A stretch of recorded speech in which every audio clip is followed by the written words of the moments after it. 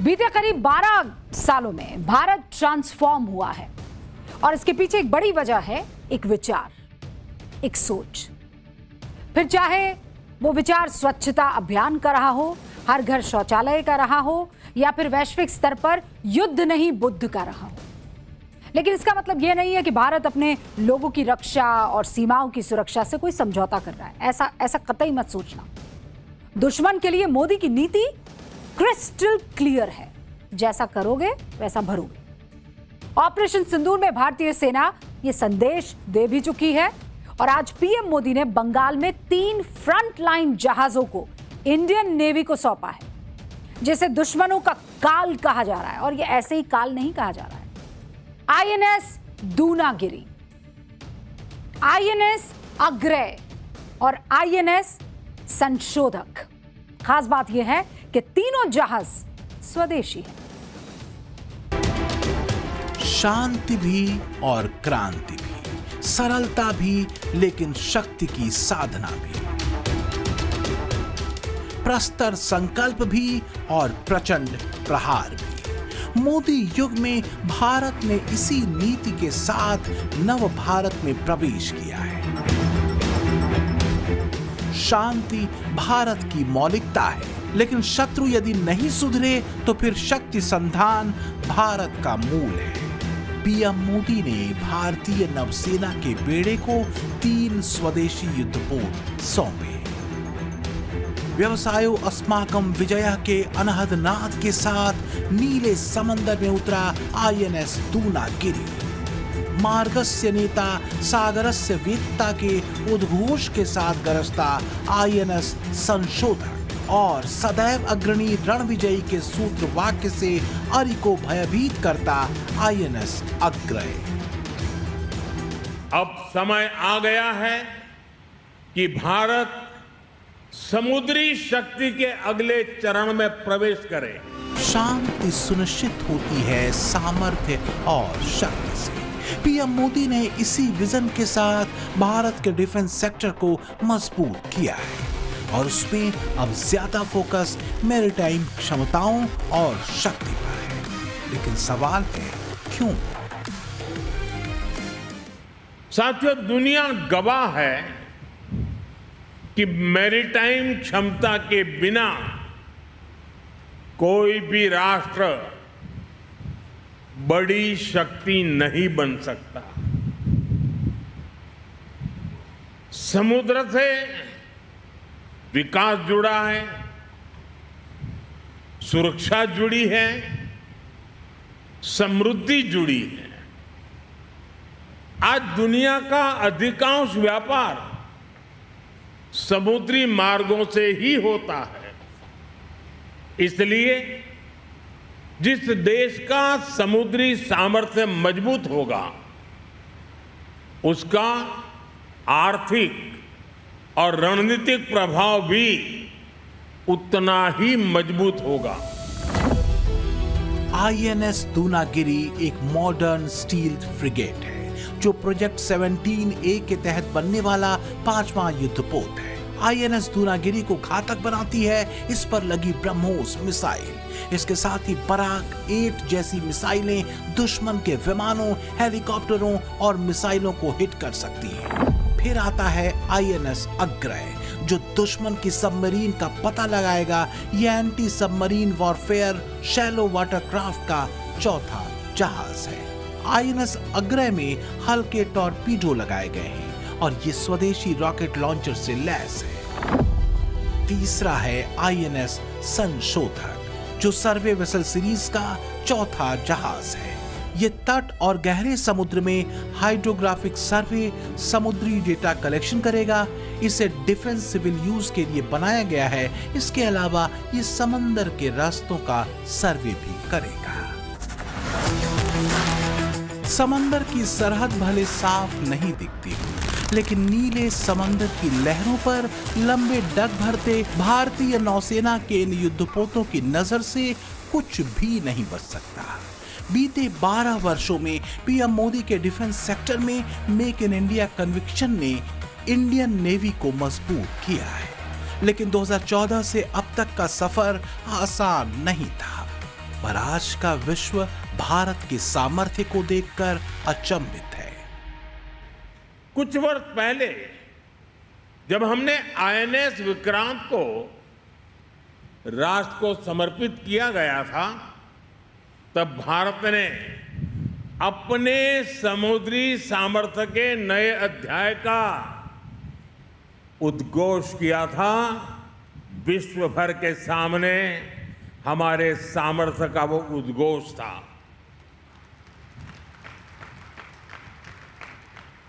INS Vikrant से लेकर आज तक की यात्रा केवल नए युद्धपोतों की यात्रा नहीं है, यह भारत की बढ़ती आत्मनिर्भरता की यात्रा भी है। आज आईएनएस अग्रय, आईएनएस दूनागिरी और आईएनएस संशोधक उसी यात्रा को नई गति दे रहे हैं।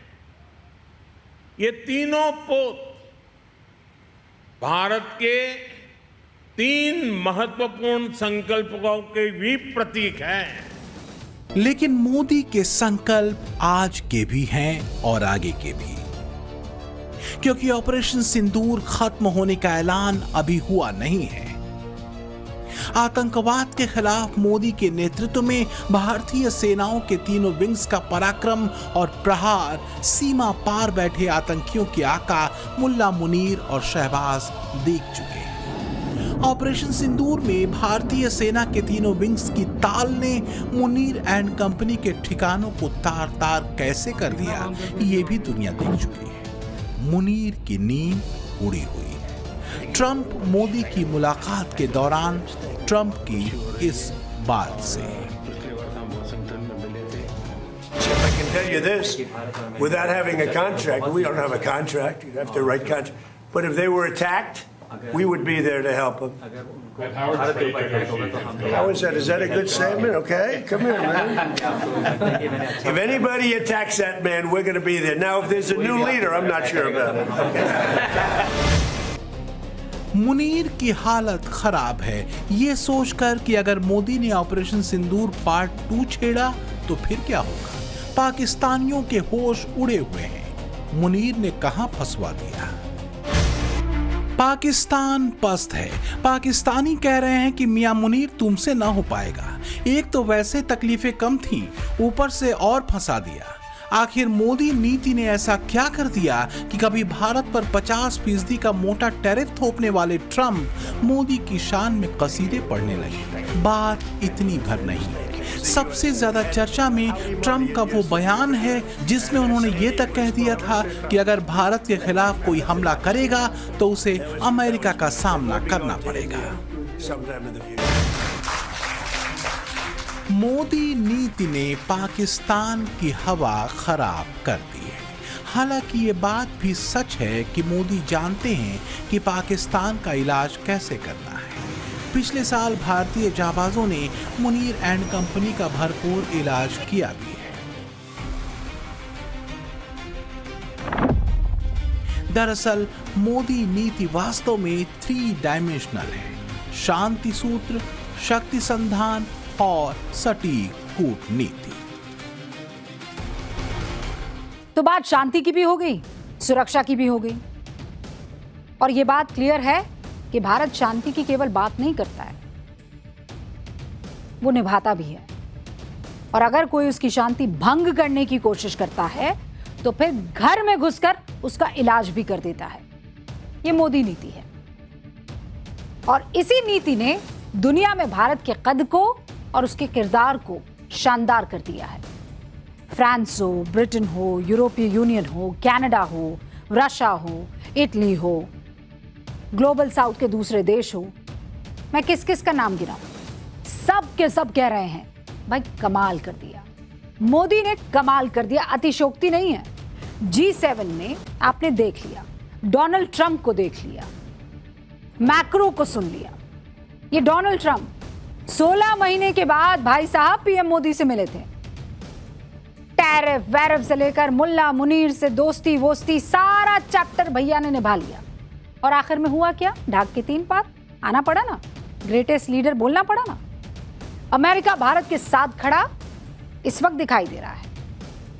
और वैसे ट्रम्प साहब माफ कीजिएगा, अब भारत आप पर एतबार तो नहीं रखता है जैसे पहले रखा करता था, क्योंकि बीते 16 महीनों में पीएम मोदी ने ग्लोबल लेवल पर 3 डिमेंशनल काम किया है: दोस्ती, डिप्लोमेसी और डील। जब दुनिया में युद्धों के डेडलॉक ने ग्लोबल इकोनॉमी पर असर डाल रखा है, जब ट्रंप नीति ने पूरी दुनिया में खलबली मचा रखी है, जब हॉर्मुज के खुलने बंद होने पर संशय बरकरार है, जब अमेरिका और यूरोप के बीच दोस्ती खटाई में पड़ चुकी है, तब शांति की, स्थिरता की, भरोसे की और आर्थिक सुरक्षा की एक बड़ी उम्मीद नए भारत की ओर है, दुनिया के मित्र पीएम मोदी की ओर है। भारत और मोदी के साथ जुड़ने को हर देश बेताब है। इसकी वजह है भारतीय अर्थव्यवस्था की वो रफ्तार जो मोदी विजन, वर्जन और कन्विक्शन के फॉर्मूले की बदौलत बनी है। दुनिया देख रही है कि ट्रंप के अवैध टैरिफ और मिडिल ईस्ट तनाव से उपजे तेल संकट के बाद भी भारतीय अर्थव्यवस्था अपनी 7% से ऊपर की रफ्तार पर कायम है। युद्ध और शांति के बीच झूलती दुनिया को भरोसा मोदी के 3D सूत्र पर है: दोस्ती, डिप्लोमेसी और डील। चाहे पिछले महीने यूरोप के देशों का दौरा रहा हो या फिर इस बार G7 का शिखर सम्मेलन, मोदी का मैसेज हर प्लेटफॉर्म पर लाउड एंड क्लियर रहा: दोस्ती, भरोसा और ट्रेड से समृद्धि की बात, परस्पर सहयोग और सम्मान का सूत्र, भारत की स्वतंत्र विदेश नीति, यानी भारत को कोई डिक्टेट नहीं कर सकता। भारत के लिए राष्ट्रहित सर्वोपरि है। टेरर पर उसकी जीरो टॉलरेंस की नीति बरकरार है। भारत इस पर कायम था और रहेगा। और भारत दुनिया में मल्टीपोलर व्यवस्था का हिमायती है और उस पर कायम रहेगा। तो क्या भारत की इसी तटस्थता और उसके अडिग रुख ने ट्रंप को भी झुकने को मजबूर कर दिया? Friends, thank you. So you look at this man. I'll give you a lesson. He's the most beautiful looking man. He looks so nice. He's like an angel. But actually, he's as tough as he's a killer. I don't want to. He's a killer. He's as tough as they come. But he looks so good. So he gets you by surprise. But there's few people like this. People say he's such a nice man. I said no, he's very tough. He's a tough trader. And he loves the Indian people, but he also loves the USA. We had Howdy Modi in Houston, remember? And the stadium was full. Right, remember that? He did Namaste Trump in India. That was great. And we'll be going to India sometime in the future.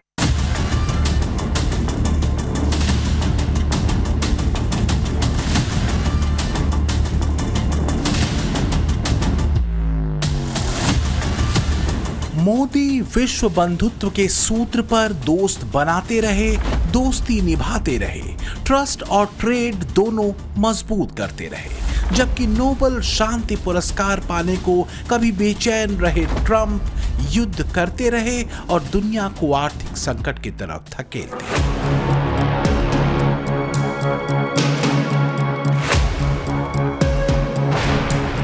ये मई महीने में मोदी का report card है कि 5 देशों की यात्रा में पीएम मोदी ने यूएई के साथ ऊर्जा सुरक्षा और बड़े निवेश का रास्ता साफ किया, तो वहीं नीदरलैंड्स में मोदी ने ग्रीन एनर्जी समेत 17 समझौते किए। स्वीडन के साथ रणनीतिक साझेदारी को लेकर प्रतिबद्धता मजबूत हुई तो पीएम मोदी को स्वीडन के सर्वोच्च सम्मान royal order of the polar star से भी सम्मानित किया गया। नॉर्वे में पीएम मोदी भारत नॉर्डिक शिखर सम्मेलन में शामिल हुए थे, तो वहीं इटली में आईमेक सहयोग के साथ ही कई डील्स मई महीने में हुई। दुनिया के सामने 2 डॉक्ट्रिन है, एक मोदी डॉक्ट्रिन और दूसरा ट्रंप डॉक्ट्रिन। सवाल यह है कि वैश्विक शांति और समृद्धि के लिए कौन सा डॉक्ट्रिन ज्यादा असरदार है? दुनिया इसका जवाब बखूबी जानती है, क्योंकि ट्रंप डॉक्ट्रिन ने दुनिया को सिर्फ युद्ध का तनाव, महामंदी की आशंका, घोर अविश्वास, अवैध टैरिफ, आतंकवाद पर दोहरा रुख, घोर अस्थिरता और यूनिपोलर वर्ल्ड ऑर्डर की सनक के अलावा और कुछ भी नहीं दिया। तो क्या ट्रंप को भी अब ये बात समझ में आने लगी है कि लॉन्ग टर्म में अगर कोई रास्ता दुनिया का भला कर सकता है तो वो मोदी डॉक्ट्रिन ही है, जो परस्पर सहयोग और परस्पर हित पर चलता है, ध्वंस या विस्तारवाद वाली नियत के साथ नहीं। युद्ध दुनिया का वर्तमान नहीं हो सकता, लेकिन दुनिया का वर्तमान फिलहाल तो युद्ध में ही खड़ा दिख रहा है।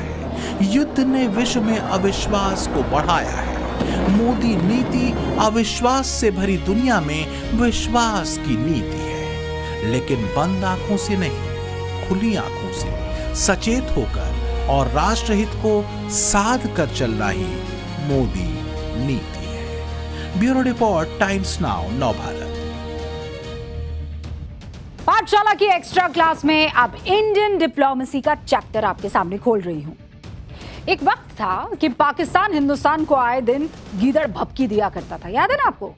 पानी के लिए खून बहाने की धमकी तो अभी भी दे रहा है, लेकिन अब उसका नतीजा क्या होता है वो आप भी जानते हैं। पाकिस्तान को बूंद बूंद पानी के लिए रोना पड़ रहा है, गिड़गिड़ाना पड़ रहा है। सिंधु जल संधि निलंबन की आप बात कर लीजिए। पाकिस्तान इस मसले को लेकर दुनिया के सामने गुहार लगा रहा है, रो रहा है। बेल्जियम की राजधानी ब्रसेल्स में पाकिस्तान ने अंतर्राष्ट्रीय समुदाय से सिंधु जल संधि पर भारत के साथ बातचीत करवाने की भीख मांगी है और कह रहा है पाकिस्तान प्यासा मर सकता है। अब सवाल है, आखिर ऐसा क्या हुआ है कि पानी बंद करने पर सांसें बंद करने की गीदड़ भपकी देने वाला पाकिस्तान उसके तेवर ठंडे कर रहा है? क्यों पाकिस्तान का गला सूखने लगा है और भारत को गीदड़ भपकी देने वाला पाकिस्तान आखिर कैसे घुटनों के बल आ गया है, आपको इस रिपोर्ट के जरिए समझाती हूं।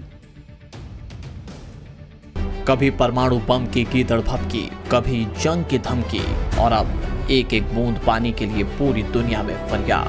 ये वही पाकिस्तान है जो हर बात पर युद्ध की गीदड़ भपकी देता था, लेकिन सिंधु जल संधि पर रोक के बाद पानी के संकट